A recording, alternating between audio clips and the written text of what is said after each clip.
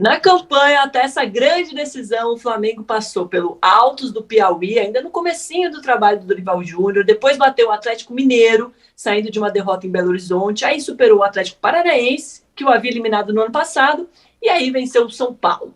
Já o Corinthians estreou eliminando a Portuguesa Carioca, depois passou bem pelo Santos, com direito a goleada, passou um perrengue, mas eliminou o Atlético Goianiense antes de derrubar o Fluminense do Fernando Diniz na semifinal. Considerando os caminhos e as evoluções do time, qual deles cresceu mais até chegar a essa final?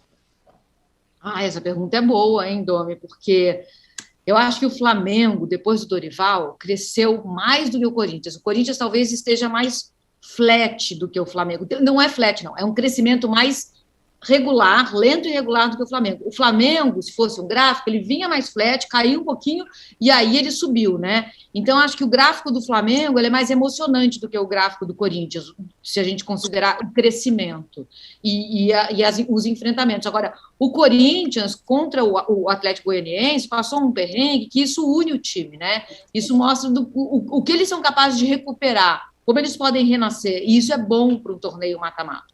Então, essa pergunta é muito boa, muito legal colocar nesses termos. Eu acho uma pergunta excelente, principalmente porque a gente pode responder ela de duas formas.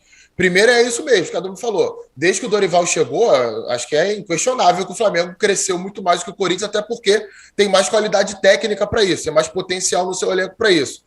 O Corinthians, mas em comparação, por exemplo, ao jogo entre ambos pela Libertadores, a distância diminuiu. O Corinthians cresceu em relação àquele duelo, porque pôde contar com seus principais jogadores em sequência, né? Resolveu problemas físicos do seu elenco. O Vitor Pereira definiu uma escalação titular, uma linha defensiva mais sólida, com Fagner, Gil, Balbuena e Fábio Santos. O Fausto Vera entrou bem no meio-campo. Yuri Alberto e Roger Guedes passaram a se entender no ataque. O Renato Augusto ganhou continuidade no meio-campo. Então, tudo isso fez com que o Corinthians se aproximasse um pouco mais do Flamengo. Continuo achando que o Flamengo é favorito, principalmente depois do empate em Itaquera. Mas a distância entre os times diminuiu, sim. Qual?